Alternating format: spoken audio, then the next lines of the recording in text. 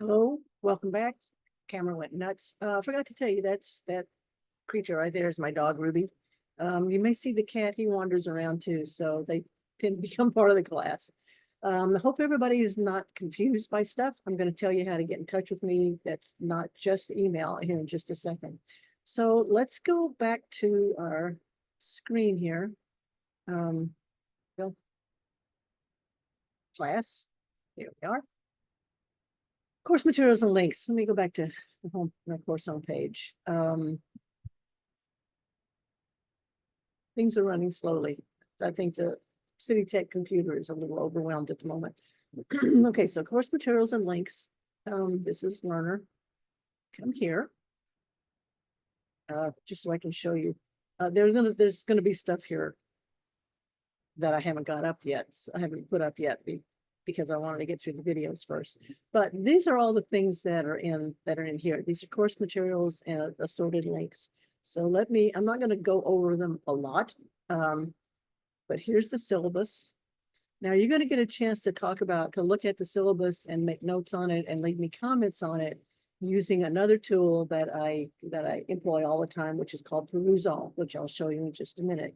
I won't let you edit. This is for me, not for you. But everybody can see this. So again, here's my conference hours. Oh, it's right. Monday 1 to 2, Thursday 5 to 6. I changed the times. Here's the Zoom link for them. Now, I've already talked about this. This is all about writing and communicating and understanding communications in the larger world around us. Since we're asynchronous, as it says here, and never get together as a group unless people want to have like a meetup on one of the conference hours, or just want to get together and meet up anyway at some other time, which is fine with me. I do that periodically in every one of my classes. So we'll see how that goes. You're going to be responsible for doing this stuff on your own, which is why you wanted to take this class, right? So I'm going to post video lectures and information every week. And leave information on the announcements and post readings on Perusall, setting up Padlets, and which I'll talk about again in a minute. And then I'm very active on our Slack workspace. Our students tend to like using Slack better than the email because I always have my notifications on. And so if somebody's running into a problem while they're doing something, they just message me they did DM me on the our Slack channel. And I get back to them really quickly. If it doesn't happen within like 5 or 10 minutes, it's usually because I'm either asleep or I'm in a meeting or I'm out with the dog and just can't get to my phone. So I've been using this since before the pandemic, and my students have always liked this. So it's easy to set up the Slack, and it's easy to set up a time to meet with me. Okay. This is just the prerequisites, and here are the things I'm using. I'll talk about Perusall in a minute. It's where all the readings live, and you can make comments on the readings. You can annotate them there, and you get into conversations with each other on Perusall. Again, I'll show you that in just a second. Here's how you can sign up for it. There's a course code right here. You simply go to perusall.com and you create an account. You can use it. This is mine. Okay, so I'm already logged in, but you create an account. You can use any email you want. I don't care. This is not a school thing. Just do anything, and you'll get a code back, and then it will ask you. Then you come back over here, and it will ask you what you want to do. Let's see, this back, and you give them this account number. You want to enroll as a student, and here's the course code. And then you're in. Again, I'll show you more about it in just a second. But this is Perusall. It's one of the things we've got. I got the Slack workspace. If you don't know Slack, if you've used Discord or even WhatsApp, it's like that. They have different channels, and I'll always post announcements on the main channel. And it's homework is random things that show up. But you can DM each other. You can DM me. So that's like pretty much the first thing to do. I'll come back to that. Padlet, this is crazy. it's like a bulletin board. I know some of you may have used it in school already or know what Padlet is, but this is a little way. You don't have to sign up for it. It's free if you want to, and if you sign up and sign in every time I give you the link, your name will automatically show up, but you do not have to do that. But this will show you a little bit about how to use it.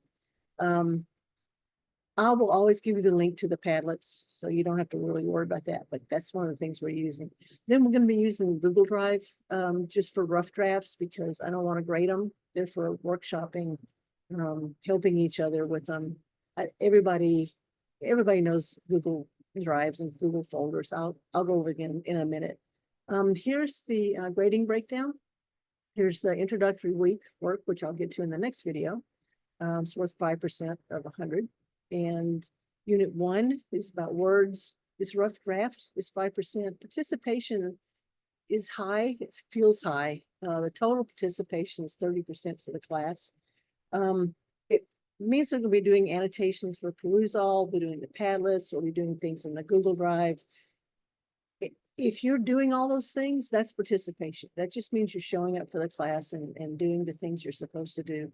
So I base participation, I give the participation grade based on how involved you are with these things. Like in perusal, if you want to leave a comment, it has to be more than just, oh, this is cool. Or it has to be, this is cool because, so you have to kind of explain yourself. Participation, I quit letting people have participation grades for each unit on the day that the draft is due in Brightspace. Okay, so unit 1, no more participation grade additions after the draft goes into, after your work goes into Brightspace. It'll become clearer as we go along, but that way people don't wait until the end of the term and go back and do everything. You're just not going to get credit for it. So, it's a way to kind of, reinforce keeping up with the class as we go along, because it kind of all builds on itself. And that's why the participation grades are that high, and that's why they get cut off at the end of each unit. The drafts are not worth that much, and they will go up based on the revisions that you do over the term. So, you may get a 3 out of 5 on your draft. Go back, do some revision work. It can go on for the final portfolio. It can go up to a 4.5 or 5. I've had people do that a lot. Here's the multimodal project. There's a project, but participation in this one is actually, it's both doing the work and doing a thing called a writer's statement, which I'll talk about when we get to unit 3. And then the final portfolio is worth half of the course grade, because I think it's important. Revisions are worth 20%, and based on the revisions here, I may go back and change these little 5% to something else. And then the final reflection, which is a longer written piece, and I have examples of them I'll show you when we get there, is worth 30%, because that's where you really get to step back. And like if you're a musician or you play sports, you have to go back and think about what you did in the previous game or previous recital or performance, so that you can say, well, what did I do? What can I do better? What did I do really well? We'll just take this forward. And so those reflections, and that makes you a better at your game, or at your music, whatever you're using it for. So this is about reflecting on you as a writer and what you've learned and what you can become further. And I think that's really critically important, to be aware of who you are. So that's what that is. Again, you can read through all this stuff later. Late papers, it's just, try not to turn them in late, because it just comes up the works. It makes me crazy. This is the accessibility statement. The Accessibility Center is, they're a great bunch of people. So if you need things like accommodations or advice about things, about where to go to find help for various things, they're a wonderful group to go to. Don't plagiarize. I don't have people do that much in this class, because it's all very personal, very eye-based. AI is a different thing. CUNY hasn't come up with a policy for using ChatGPT to generate stuff. Again, I don't really have a problem with that in this class, because it's all based on you. In my technical writing class, I do have an assignment where I say, okay, here, pick an article and send it out to chat and have it come back with a 500-word summary and see how well it did, because they're not always good. I've had students who tried to use chat in previous classes, 1121. And the funny thing is, I worked for a company where there was fiction, and most of the writing was done by an AI, an LLM. And I got really good at catching repeated phrases and that kind of stuff. And what happened in 1121 in the spring when people were doing that, when I caught it a couple of times, I caught it because like 4 people had the same first sentence in the article that they wrote. And I said, hey guys, this sounds a little bit too familiar. So, go back and change it. If you want to use AI to help you, that's fine. That's cool. But be upfront about it. I mean, this is just my policy. Be upfront about it. Tell me I'm okay with it. And then tell me how much you changed it. Just tell me what's going on. LLMs are here to stay. And so I think it's important to learn how to use them responsibly. And you can teach it to sound like yourself, because I did for that company. Anyway, that's that. And there's no university rule about that, statement about AI. They're working on it, but that's my rules. Diversity. If anybody feels uncomfortable about anything in terms of, diversity, people harassing you or, giving you a bad time or bullying, just let me know as soon as possible and I'll deal with it. All right. Let's see. And then we have the College Writing Center, which there's a link to it on the City Tech homepage. And then the advisors, go check with your advisors when you are needing help. So that is the syllabus. It's that. Here's all. I'm going back over here. All right. So that's the syllabus. Again, you'll get a chance to comment on it and peruse. Here's the full schedule. It's the same as the schedule, the main schedule on the right here. It's the same. These are the same thing. So I'm not going to link on it again. This is the invitation to join our Slack thing. Whoop. You have to open Slack and then say, okay, fine, and then you join. Cancel. I'm not going to do that because I've already done it. I've already joined. But let me show you our Slack. This is what the Slack channel looks like. This is just me. This is for OL12. I have one for 0594. Always get the numbers crazy. I have one for each class. Wherever it is, wherever it went, but there's one for both classes. So, once everybody joins, you just be populated here and you can DM each other. And I'll, once you join, say hi. And that's what Slack looks like. Slack is very easy. You can upload, you can add files. If you want to send something to me separately, or if there's something you want me to see, you can upload it from your computer. You can change, deal with the text. You can add emojis, you can video, there's all kinds of things you can do with Slack. A lot of companies use Slack, which is why I kind of got away with it when I started using it. So it's a tool to be used, in the real world, IRL, as they say. So that's what that is. And go back to Slack here. And then this is all about how to use Slack. This is just some information about it. Oops, I forgot to do the thing. It's the same thing. I'll fix that. Okay, so first links, so that's Slack. Feel free to use it. If you're really confused and you get on it, DM me and we'll straighten it all out. Okay. Perusal. This is how to sign up for and use Perusal, but I'm going to show you that myself. First, let me show you what Perusal looks like. Yep, not that one. I showed you this already. So when you sign up, you can create an account and then log in, come back and log in. And this is what it looks like. Let me show you. My courses. You can tell I've been using this for a while. So let me just pick one of these. And here are the assignments. Okay. So the first assignment is to go look at the syllabus. It's pretty simple. I have this set.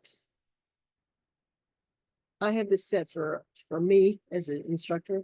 It'll look a little different for you. It'll just say start, I think, instead of open, but it looks the same. So here's the syllabus. Right, pretty simple. It's just, here it is. If you see something, you go, I'm confused, you just highlight it. And your little box will open up. Okay. And then you enter your comment.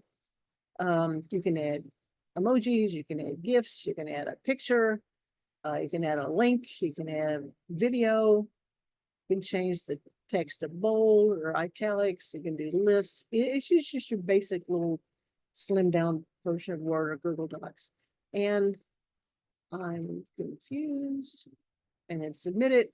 And then this is me. And if somebody if you are here and you're reading along and you see, so this is not me, but somebody else, and you see something highlighted, you click on it, go back up here, you click on it, you'll see somebody's already posted a message. So if you want to agree with them, or if you want to give them some information, maybe clear things up for them, add a picture, tell a story, anything you want to do, you just do it here. Okay. If you want to mention them specifically, you add them, and you'll see. I can't add myself, but you can add the other person. So that's how this works. And then you just, okay. So all I want you to do, I'm going to come back to this in a minute, but see, it's very easy. And when you're done with it, you can look at all the conversations. Right now there's only one. Yeah, that's fine. And that's really all we ever use on this is conversations. Right. So then you go back to course home. And so all the assignments are here. And the cool thing is you can do it with videos. I'll come back to this. And this is an article. There's pictures. You can do it with all kinds of things. But the idea is you read and you annotate, and then you talk to each other about what you're reading. Once we get into these things, you'll see people go nuts with this one talking about. I'm not even gonna spoil it for you, but that's Perusall. So everything we're going to be reading, you're going to need in terms of reading is going to be right here. Right? You don't have to go buy anything. You don't have to hunt it down. If you find an article or something you think would be relevant for the class, let me know and I can add it. If I think we should, or save it for a future class. So I'll go back. So that's this one. So you guys you'll see when you join, you'll probably have your own class here. I'm just gonna grab. Where are we? Yeah, that one. Same thing. Okay, so that is Perusall. Now we also have a Google Drive. And there are folders in here for each one of the units. And there are various, I use it for various things. Mostly it's for when you do a rough draft of your first assignment. When I do rough drafts, they can be really, really rough. In fact, I call them what Annie Lamont calls them shitty first drafts. We put those, you just upload it in here. And see, I've already got something here for this one because we're going to be playing with it. So I'll occasionally have something for us to do in the drive. Like this one, but mostly you'll be just uploading your files. If you've never used a Google Drive before, so here's ours. So if you're in Unit 1 and you want to upload your essay or whatever it is you're doing, you just click on New, File Upload, okay? And then you just go find it. No, you just go find it, click on it, and it'll show up. Okay. Right. Here's the thunderstorm. I don't need to do this, but you just click on it, open it, and it'll show up like this. Okay, there it is. Syllabus. Again, I got it 47 places. I don't need this. I'm going to get rid of it. Okay, so there's our drive. There's our class drive. Go back here. All these little breadcrumbs back. And This is the handbook for Brightspace. It's a very long document. If you haven't seen it, you can come over here and click on it. I have it uploaded in our drive, believe it or not. So this, if you need to know more about Brightspace, and how to make it work and what all these things are, just come over here. Okay, so it's in the course materials section. Student handbook. Now there's one other thing that I use, and it's called a Padlet, which I adore beyond reason. And and I'll show you about these Padlets. Okay, so this is this week. These are the things that we're going to be working with in class. So for the first week, and I'll come back to this in the next video, we're gonna be putting things on a bulletin board, on a whiteboard. This is the prompt for the first one, and you just put your name on up here and write something. Hi, Jackie. And you can upload files. My technical writing class, we use this, the teams use this to communicate with each other. You can add a link to something. You can take your own picture. You can search for images. Like if I want to do, let's see, cat. Let's see. We'll go out and find you one, right? So this looks like my kid. And there's other things you can do. You can add, you can do other things too. Let me remove this, and then there are other things you can do. This one is hilarious. I think you'd be able to have access to it. You can record yourself, you can draw. This one I can't draw. I want to draw cat with a hat eating sardines. This is AI. This will take a second. I learned about this in a workshop, but so, you can add that on here if you want to. You can get in here and play with it, and it's just pretty hilarious. Where is it? And there it is. There's a cat with sardines, right? And then you publish it. It's Jackie. Right, and then I have to add comments on here. So when you add a comment, be sure to put your name on it since you're not signed in. And then you can comment on other people's posts, and that's Padlet. I will always give you the link to the Padlet that we're using, so you never have to worry about it. But that's what it is. That's the basic overview of Padlet. So that's course links and materials. We go back to course home. And okay, there we are. This is the course schedule again for you to use. Now that I'm going to stop this video, and the next thing you want to do is roam around, look at all this stuff. Take a gander at it, punch all the buttons. You can't break it, I don't think. At least I haven't been able to yet. And if you can break it, I'll do it. And then come back and you can start on introductory unit. I'll have a video for that one, which will be someplace. And here's the assignments and the schedules, but I'll save that for the next video. So play around with it, see what you do, and let me stop share, and I can stop recording. See you on the next one.